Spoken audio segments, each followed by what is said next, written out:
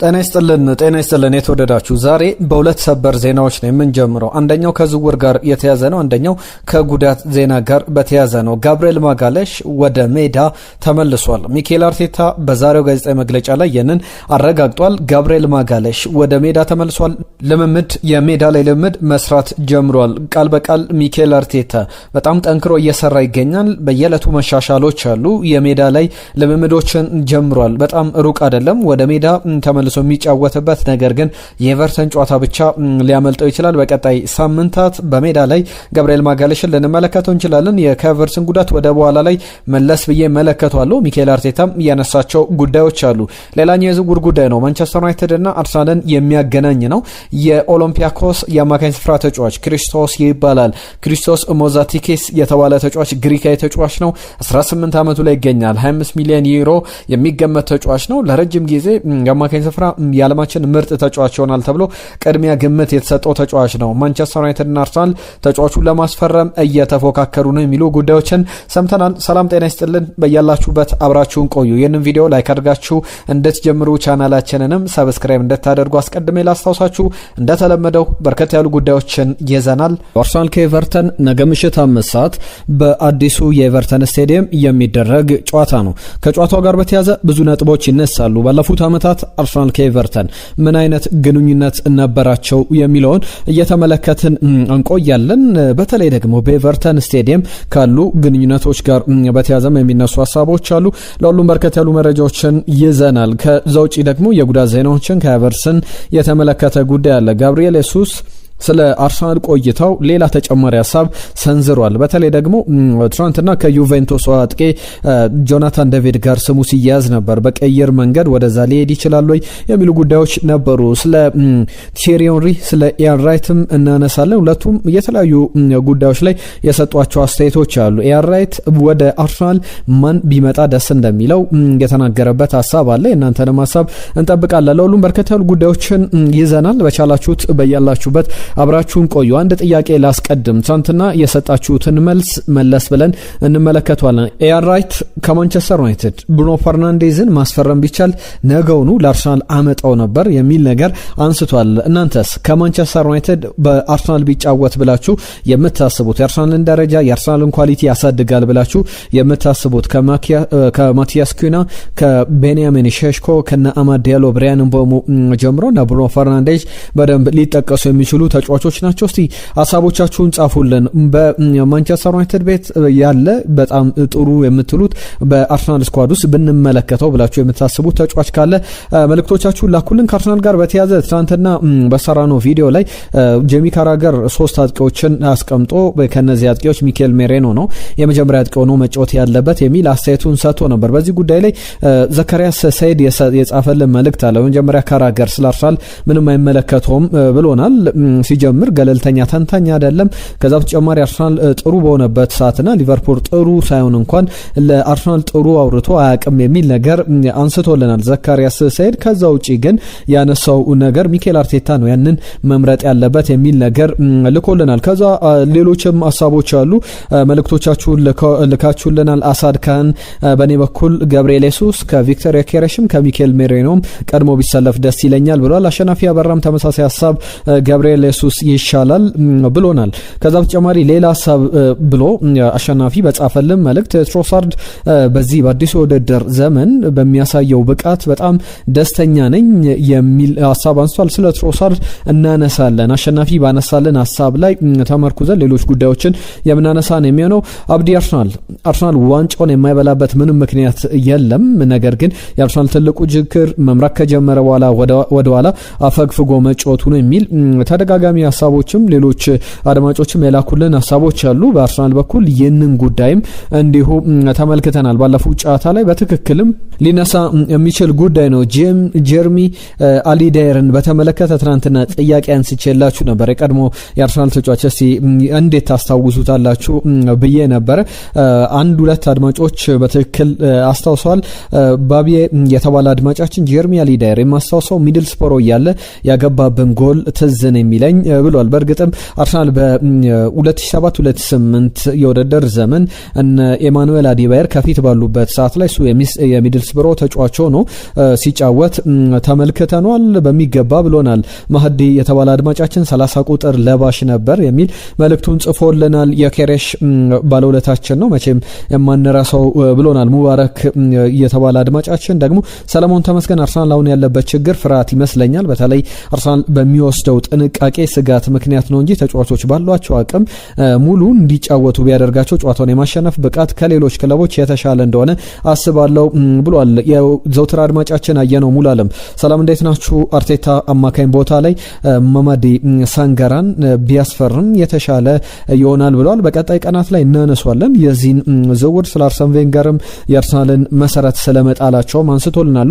ሁላችሁንም ከልብ እናመሰግናለን። ዛሬም ባነሳናቸው ጥያቄዎች ላይ መልእክቶቻችሁን ጻፉልን። አስቀድመን ግን የአርሰናልና የኤቨርተንን ጨዋታ እንመለከታለን። ነገ ምሽት 5 ሰዓት ላይ በተለይ ደግሞ 12 ሰዓት ላይ ማንቸስተር ሲቲ ከዌስትሃም ጋር በሜዳው ተጫውቶ አርሰናል ውጤቱን ተመልክቶ ማንቸስተር ሲቲ አሸነፈም ነጥብ ጣለም ይህንን ጨዋታ ማሸነፍ አለበት። አንደኛ ደረጃውን አስጠብቆ መቀጠል አለበት። ቢያንስ የደረጃውን ሳይነጠቅ በዛው ለመቀጠል የንን ጨዋታ ማሸነፍ ይኖርበታል። ይህ ጨዋታ የሚደረገው በአዲሱ የኤቨርተን ስቴዲየም ሂል ዲኪንሰን ነው።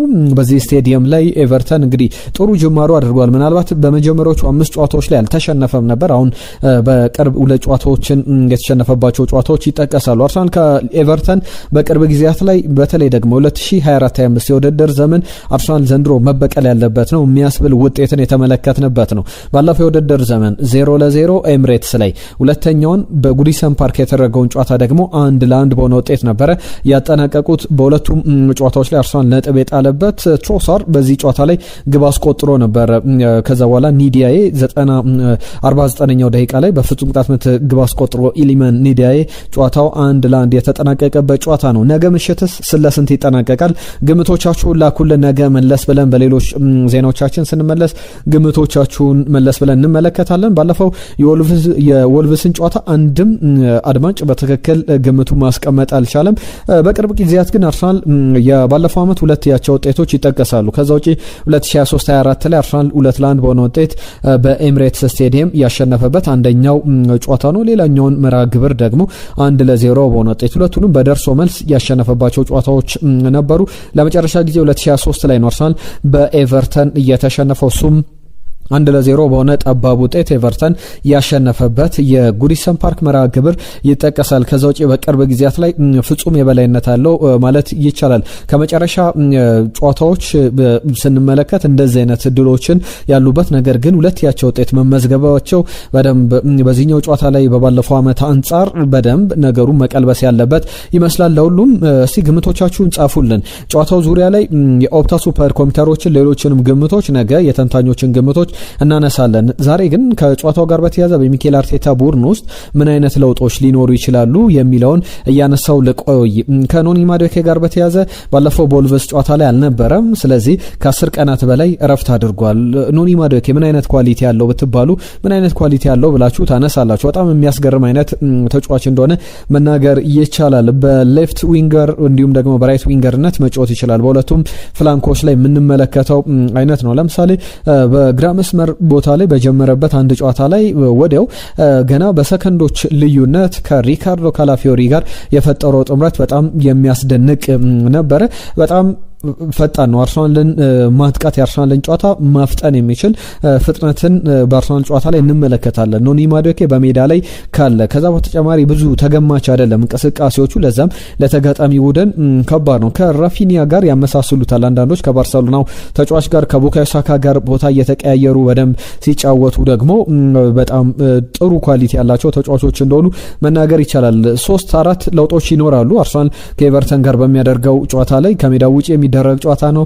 ሪካርዶ ካላፊዮሪ ከ5 የቢጫ ካርድና የወልቭስ ጨዋታ ካመለጠው በኋላ ዳግም ወደ ሜዳ ይመለሳል። የወልቭሱ ጨዋታ ብዙ የአርሰናል ደጋፊዎች አርሰናል ቢያሸንፍም የተቆጩበት ነበረ።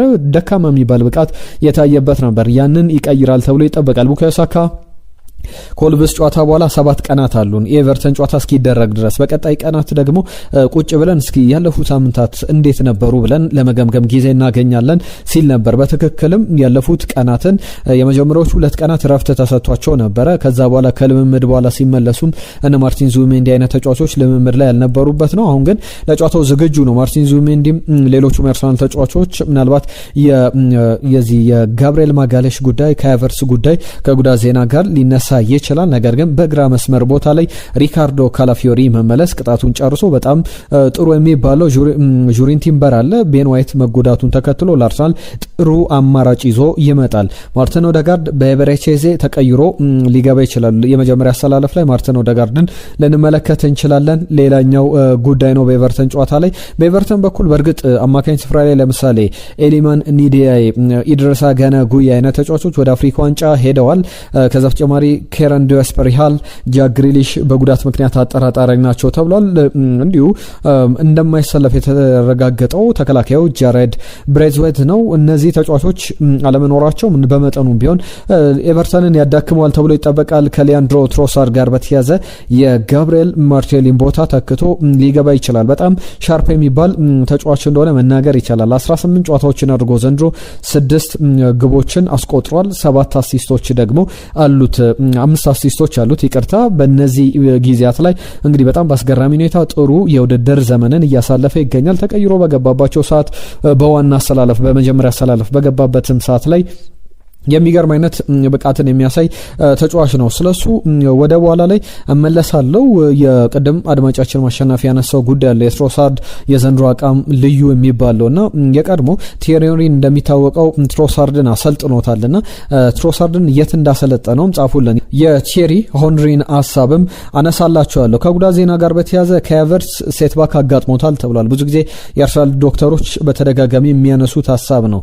ከሚባልለት ጊዜ ለምሳሌ 2 ወር ቢባል 1 ወር አካባቢ ላይ ወደ ሜዳ ይመለሳል። 3 ወር ቢባል 2 ወሩ ልክ እንደተገባደደ ወደ ሜዳ የሚመለስ አይነት ከግምቶች በጣም በተቃራኒ የሚሆን። አሁን ግን ግምቶችን በሙሉ በተቃራኒው እየሰበረ አይገኝም፣ ወይም ደግሞ በመጥፎ ረገድ ከሚጠበቅበት በላይ ከሜዳ ርቆ እየተመለከትነው እንገኛለን። አሁንም የመጀመሪያ የማንቸስተር ዩናይትድ ጨዋታ ላይ ጉዳት ካጋጠመው በኋላ አሁን ጥር እየተቃረበ ይገኛል። ጥር አጋማሽ ላይ ማለትም የሊቨርፑል ጨዋታ ድረስ ላይደርስ ይችላል። የሊቨርፑል ጨዋታ ከረጅም ጊዜ በኋላ ከማንቸስተር ዩናይትድ ጨዋታ በኋላ ከኦልትራፎርዱ ጨዋታ በኋላ ኤሚሬትስ ላይ የሚደረገው አርሰናል ከሊቨርፑል የሚያደርጉ ጨዋታ ሌላኛው መርሃ ግብር ሊሆን ይችላል የሚሉ ሀሳቦች በደንብ በስፋት እየተሰነዘሩ ይገኛሉ። እነዚህ ጉዳዮች በቀጣይም የሚኬል አርቴታንም ቡድን ሊያዳክሙ የሚችሉ ናቸው። ሚኬል አርቴታ ነገ የሚገጥመው የቀድሞ ቡድኑ ነው። የኤቨርተን አማካኝ እንደነበረ ይታወቃል አርሰናልን ከመቀላቀሉ በፊት እና ዳቪድ ሞይስም አሰልጥነውታል። ዳቪድ ሞይስም በደንብ የሚያውቁት አይነት ነው። ከሁሉም ብዙ የተማረ አሰልጣኝ እንደሆነ ይታወቃልና በዚህኛው በ2025/26 የውድድር ዘመን በሜዳው ድንቅ ጅማሬ ያደረገው ባለፉት 2 ጨዋታዎች ከመጨረሻ 4 ጨዋታዎች ደግሞ 2ቱም በሜዳው የተሸነፈው ኤቨርተን አሁን በዚህ ጨዋታ ላይ ከአርሰናል ጋር በሚያደርገው ጨዋታ ለአርሰናል 3 ነጥብ ይመዘገባል ብለን ተስፋ እናደርጋለን። በጣምም አስፈላጊ ነጥብ ይመስላል። ለሁሉም ጨዋታውን በተመለከተ እነዚህ የሚነሱ ነጥቦች ናቸው። ከሚኬል አርቴታ ጋር ከዋንጫ ጋር በተያያዘ ግን አንድ ጉዳይ ላንሳላችሁ። ፔፕ ጋርዲዮላ ምናልባት ዘንድሮ የፕሪሚየር ሊጉን ዋንጫ ካሸነፈ የመጨረሻው ዓመት ሊሆን ይችላል የሚሉ ሀሳቦች እየተሰነዘሩ ይገኛሉ። ከፔፕ ጋር በተያያዘ ምናልባት ሚኬል አርቴታ ይህንን ዓመት ዋንጫ በልቶ የማያጠናቅቅ ከሆነ በጣም የፔፕን ተፎካካሪነት ሊያጣው ይችላል። ፔፕ ላይ አስመስክሮ ማጠናቀቅ የሚችልበት እድል ይመስላል። ፔፕ ራሱን ከማንቸስተር ሲቲ ኃላፊነት ካገለለ ኤንዞ ማሬስካ የቼልሲ አሰልጣኝ ኃላፊነቱን ሊረከብ ይችላል የሚሉ ሀሳቦች እየተሰነዘሩ ይገኛሉና የበለጠ የዋንጫ ፉክክሩን ኢንተረስቲንግ ያደረገው ዜና ይመስላል። ፔፕ ዋንጫውን ካነሳ ላይቀጥል ይችላል መባሉ ሚኬል አርቴታም ይህንን ዋንጫ አሸንፎ ፔፕን እንግዲህ ወደ ኋላ ለመጎተት በፔፕ ላይ በላይነቱን ለማሳየት ባለፉት 3 ዓመታት በአርነ ስሎት አንድ ጊዜ 2 ጊዜ በፔፕ ጋርዲዮላ ብልጫ ተወስዶበታል። ሁለተኛ ደረጃ ይዞ ያጠናቀቀበት 3ኛ ዓመት ነው። 4ኛ ዓመቱ ላይ ያንን የፕሪሚየር ሊግን ዋንጫ ሲጠበቅ የነበረውን ዓመትንም ብዙ አርሰናል ደጋፊዎች እየጠበቁት እንዳለ ተስፋ እናደርጋለን። ከዋንጫው ጋር በተያያዘ ቀደምም አድማጮች ገላካችሁትን መልእክት ሳነሳ ምንም የሚያቆመው ነገር የለም የሚኬል አርቴታ አንዳንድ ፍርሃት የተሞላባቸው አካሄዶች ብቻ የሚቀየሩ ከሆነ ስትሉ ነበር። ለሁሉም ቲየሪ ሆንሪን የተመለከቱ ጉዳዮችን ላንሳ። ከቲየሪ ሆንሪ ጋር በተያዘ የሚነሱ አንድ ሁለት ጉዳዮች አሉ። የቢቢሲ ትናንትና አንድ የሽልማት መርሃ ግብር ነበረው። ፐርሶናሊቲ ኦፍ ዘየር ስፖርት ቢቢሲ ስፖርት ፐርሶናሊቲ ኦፍ ዘየር ተብሎ የላይፍ ታይም ወይም ደግሞ የህይወት ዘመን አቺቭመንት ተብሎ ለቲየሪ ሆንሪ ተሸልሟል። 48 ዓመቱ ላይ ይገኛል። ከምንጊዜም የፕሪሚየር ሊጉ ምርጥ ተጫዋቾች መካከል አንዱ ነው። 2014 ላይ ነበር ሪታየር ያደረገው። ትናንትና መድረኩ ላይ አራቱም የቲየሪ ሆንሪ ልጆች ተገኝተው ሽልማቱን አበርክተውለታል። እግር ኳስ ለኔ ብዙ ሰጥቶኛል፣ እኔም ለእግር ኳስ ብዙ አበርክቻለሁ የሚል ነገሩን አንስቷል። በተለይ እንደዚህ አይነት ሪኮግኒሽኖች በላይፍ ታይም አቺቭመንት በጣም ክብርን ይሰማኛል ለዚህ በመከበሬ ብሏል። 228 ግቦችን አስቆጥሯል። 377 ጨዋታዎችን አድርጓል። ለአርሰናል በተለያየ ጊዜ በነበረው ቆይታ የኢአርኤትን የምንጊዜም ከፍተኛ ግብ አስቆጣሪነት ክብረ ወሰን 2005 ላይ እንዳሻሻለ ይታወቃል። 3 የኤፍኤ ካፕ፣ 2 የፕሪሚየር ሊግ ዋንጫዎችን አሳክቷል። በእንግሊዝ ፕሪሚየር ሊግ ታሪክም እንግዲህ ታይቶ በማይታወቅ ሁኔታ አንድም ቡድን ሳያሸንፈው አርሰናል ዋንጫ ሲበላ የቡድኑ ቁልፍ ከነበሩ ተጫዋቾች መካከል አንዱ ነው። ለቲየሪ ሆንሪ እንግዲህ እንኳን ደስ አለ ማለት እንፈልጋለን። የቢቢሲ ስፖርት ፐርሶናሊቲ አዋርድ የምን ጊዜም የህይወት ዘመን ተሸላሚ ተብሎ ተመርጦ ትናንትና ተመልክተነዋል። ከዛ ውጪ ሌላኛው ጉዳይ ቲየሪ ሆንሪ ሊያንድሮ ትሮሳርድን አሰልጥኖታል። የት አሰልጥኖታል ብዬ ስጠይቃችሁ ነበረ። ትሮሳርድን በቤልጂየም ብሔራዊ ቡድን ቲየሪ ሆንሪ የአጥቂዎች አሰልጣኝ ሆኖ ሲሰራ ተመልክተነዋል። እነ ሮሜሉ ሉካኩ እና ኤደን ሃዛርድን ሲያሰለጥን ትሮሳርድም የብሔራዊ ቡድኑ አባል ነበረ። በያዝነው የውድድር ዘመን የትሮሳርድ ብቃት አስገርሞሃል ወይ ተብሎ ተጠየቀ ቲየሪ ሆንሪ ስለ ትሮሳርድን በተመለከተ የሀሳብ ሲነሳለት አዎም አይደለምም ብሏል። አስገርሞኛልም አላስገረመኝምም የሚል ምላሽ ሰጥቷል። ለምን የሚለውን ደግሞ በዝርዝር ያስቀምጣል። አንደኛው ለምን ምን አቅም እንዳለው አውቃለሁ ይላል። በየልምምድ በብሔራዊ ቡድኑ በልምምዱ በእያንዳንዱ ቀን ላይ መለከተው ነበረ የሚያደርገው ነገሮች ከጌንክ ጀምሮም ተከታትየዋለሁ። ወደ ብራይተን ከመምጣቱ በፊትም የሚገርም የውድድር ዘመን አሳልፎ ነበረ። በብራይተንም ድንቅ የሚባል ተጫዋች ነውና ያለው ብቃትን ስለማቅ የሚያስገርመኝ አይደለም የሚል ሀሳቡን ሰጥቷል። ነገር ግን የውድድር ዓመቱ ጅማሩ በጣም ጥሩ ስለመሆኑም ምስክርነቱን ሰጥቷል። በወቅቱ ለሱ በቤልጂየም ብሔራዊ ቡድን መጫወት ከባድ ነበር ይላል። ምክንያቱም ኤደን ሃዛርድ የተባለ የዓለማችን ምርጥ ተጫዋች ነበረ። ስለዚህ በተቀያሪ ወንበር ላይ መቀመጥ ነበረበት። እድሎችን ሲያገኝ ግብ ሲያስቆጥር ያንን ተመልክተናል። አርሰናል በሱ እንቅስቃሴዎች ምን አተረፈ የሚለውንም ጉዳይ ቲየሪ ሆንሪ አንስቷል። በተለይ ደግሞ ከዚህ ከግራ መስመር ቦታ ላይ ነው የሚነሳው። በቀኝ መስመር ቦታ ላይ ደግሞ ቡካዮ ሳካ በሚሰለፍበት ሰዓት ላይ ትሮሳርድ ሁል ጊዜ ሃይና ዋይድ ሆኖ የሚጠብቅ በላይኛው የሜዳ ክፍል ወደ ጥግ የመስመሩ የሜዳውን መስመር ይዞ የሚጫወት ተጫዋች አይደለም። ብዙ ጊዜ ወደ መሃል ገብቶ የሚጠብቅ ነው። በዚህ ምክንያት ደግሞ ቡካዮ ሳካ የሚያደርጋቸው እንቅስቃሴዎች ለሱ ፍሬያማ ሆነው እንመለከታቸዋለን የሚል ነገር አንስቷል። ከጋብሪኤል ሱስ ጋር በተያያዘ የሚነሱ ጉዳዮች አሉ። አስቀድሜ የኤታን ንዋኔሪን ወንድም ኤመርሰን ንዋኔሪ ከቀናት በፊት እንግዲህ ትናንትናም ስናነሳው ነበረ። ወንድሙ የሚያነሳቸው ጉዳዮች አሉ።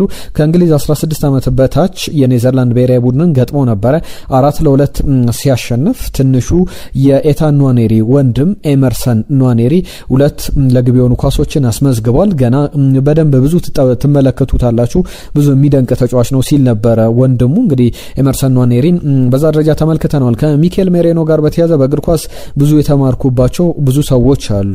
ነገር ግን አሁን የማውቀውን ነገር በሙሉ ያወቅኩት ከአባቴ ነው ይላል። የደስታ አገላለጹ ጭምር የአባቱ እንደሆነ ይታወቃል። አባቱ በስፔን ብሔራዊ ቡድን ግብ ካስቆጠረ በኋላ ፍራንክፈርት ላይ እንደምናስታውሰው ተመሳሳይ ወንድምየው ልጁም ሚኬል ሜሬኖም በጀርመን የዩሮ 2024 ላይ ግብ ካስቆጠረ በኋላ የአባቱን ሴሌብሬሽን በዛው በተመሳሳይ ስቴዲየም ላይ አድርጎት ነበር። እቺ የማዘን የምልክቷን በመዞር ማለት ነው። ያንን ሲያደርግ ነበር። አባቴ ሁሉ ነገር አስተምሮኛል የሚል አስተያየቱን ሰጥቷል። ከጋብሪኤል ኢየሱስ ጋር በተያዘ በአርሰናል ቤት እንግዲህ በጉዳት በነበርኩበት ጊዜ ላይ ሁሉ ጊዜ በቲቪ ስመለከታቸው ሁሉ ጊዜ ቆጨኝ ነበርና እንዴት ነው እዚህ ቡድን ውስጥ የማልቀላቀለው ብዬ በጣም ረዳት እንደማጣት በጣም እንደ ደጋፊ ግን እመለከት ነበር። ረዳት እንደማጣት ይሰማኝ ነበረ። ከዛ በኋላ በምሬት ሆኜ የትራሴን ወረውርና በሳጭ ነበረ። አሁን ግን ጊዜው አሁን ነው ራሴን ለማሳየት ይላል። ወደ ዩቬንቱስ፣ ወደ ኤሲ ሚላን፣ ወደ ፓልሜራስ፣ ወደ ኤቨርተን፣ ወደ ዌስትሃም ይሄዳል ተብሎ ሲጠቀስም ነበር። በእነዚህ ጉዳዮች ላይ ምላሽም ሰጥቷል። ካነሳቸው ጉዳዮች መካከል ገብርኤል ጄሱስ በትክክል በየትኛው ቡድን ልንመለከተው እንችላለን የሚለው ጉዳይ ላይ ሰዎች ይጠይቁኛል። ለምንድነው የማትለቀው? ለምንድነው ወደ ሳውዲ አረቢያ የማትሄደው? ለምንድነው ወደ ብራዚል የማትመለሰው ብለው ይጠይቁኛል። ብራዚልን በተመለከተ ፉል ሰርክሉ ይመጣል። ወደ ፓልሜራስ እመለሳለሁ፣ ነገር ግን አሁን አይደለም። በአርሰናል ያልጨረስኩት ስራ አለ፣ ያልጨረስኩት ነገር አለ። ወደ አርሰናል የመጣሁት የሚኬል አርቴታ ቡድንንም የተቀላቀልኩት ግብ ለማስቆጠር ብቻ አይደለም። እያንዳንዱ ነገር ፐርፐዜ የነበረው ዋንጫዎችን ማሸነፍ ጭምር ነውና ለዛም የዘንድሮ የውድድር ዘመን ትክክለኛ ጊዜ ይመስላል። ጥሩ ስኳድ አለን፣ ከዛ በተጨማሪ ጥሩ አሰልጣኝ አለንና በእግር ኳስ ባለኝ ብቃት አምናለሁ፣ በፈጣሪም አምናለሁ። ስለዚህ ያንን ዘንድሮ እናሳካዋለን የሚል ነገር አንስቷል። ከሚኬል አርቴታ ጋር በተያዘ ትሮሳርድን በጋብሪኤል ማርቲኔሊ ሊቀይር ይችላል። አጥቂ ስፍራ ላይ ደግሞ ገብርኤል ጄሱስ የመጀመሪያ አሰላለፍ ላይ ሊገባ የሚችልበት እድል አለ። ከኤቨርተን ጋር የሚጠበቅ አይነት ዜና ነው። ሚኬል አርቴታን በተመለከተ ሌላ አንድ ጉዳይ ላንሳላችሁ። የፕሪሚየር ሊግ አንድ አልተርኔቲቭ ቴብል ወይም አማራጭ ቴብል ነው ማነሳላችሁ። ይህ ቴብል በፕሪሚየር ሊጉ ላይ ዘግየት ብሎ ተጫዋቾችን የሚቀይሩና ቶሎ ተጫዋቾችን የሚቀይሩ አሰልጣኞች እነማን ናቸው? ከመጀመሪያ 20 ቡድኖች መካከል የኦሊቨር ግላስነር የክሪስታል ፓላሱ አሰልጣኝ የመጨረሻው ናቸው። 75 ደቂቃ በአማካኝ ከሞላ በኋላ ነው ተጫዋቾችን የሚቀይሩት። ኤንዞ ማሬስካ ደግሞ 63 ደቂቃ ላይ ቶሎ ተጫዋቾችን በመቀየር በአቨሬጅ ቀዳሚው አሰልጣኝ ነው። ሚኬል አርቴታ 67 ደቂቃ ላይ ብዙ ጊዜ ተጫዋቾችን ይቀይራል። ፔፕ ጋርዲዮላ 70 ደቂቃ ካለፈ በኋላ 73 ደቂቃ ላይ ተጫዋቾችን ይቀይራል። እነ ሊቨርፑል አርነ ስሎት 70ኛው ደቂቃ ላይ የሚኬል አርቴታና የኤንዞ ማሬስካ ግን ቶሎ በጊዜ ቅያሬዎችን አድርገው ቡድኖቻቸውን ውጤት ለመቀየር የሚያደርጉት ጥረት ሁልጊዜ የሚታይ ነው። ያንን ለውጦችን በደንብ በቶሎ እንመለከታለን። ለሁሉም የነገ ግምታችሁን ኤቨርተን ከአርሰናል አስቀምጡልን። ነገም ከጨዋታው ጋር በተያዘ ከጉዳት ዜናዎች ጋር በተያዘ ሌሎች አዳዲስ ጉዳዮችን ይዘን የምንመለስ ነው የሚሆነው። ትናንትና አየነው ሙላለም የጠየቀን አንድ ጥያቄ ነበር። ከትናንትና በስቲያ ላይ የማልዲኒን ውል አቋርጦ ለምን አርሰናል ወደ አያመጣውም? በሞርካምፕ እየተጫወተ ይገኛል። ማልዲኒ ካኩሪ ይባላል። ይህንን ተጫዋች በተመለከተ ዘሰን ይዞት የወጣው ዘገባ ተጫዋቹ በአዲስ የውድድር ዘመን የውሰት ሁሉ በሞርካብ ይሻሻልለታል ተብሎ ይጠበቃል። ነገር ግን ሌሎች ከናሽናል ሊግ በላይ ያሉ እንደ ቻምፒየንሺፕ ሊግ ላይ ያሉ ቡድኖችም የ20 ዓመቱን ተከላካይ ማስፈረም ይፈልጋሉ። በውሰት ውል በተለያዩ ክለቦች በውሰት ውል ቆይታ አድርጎ ነበር። አሁንም በዚህ በክለቡ የሚኖረው ቆይታ እየተጠበቀ ይገኛል። ለሁሉም የተወደዳችሁ ስፖርታዊ ጉዳዮቻችን እነዚህን ይመስሉ ነበር። አብራችሁን ስለነበራችሁ ከልብ እናመሰግናለን። መልእክቶቻችሁን፣ ግምቶቻችሁን ጻፉልን። በአዳዲስ ጉዳዮች እንመለሳለን። ጊዜያችሁን ስለምትሰጡን ከልብ እናመሰግናለን። ጤና ይስጥልን።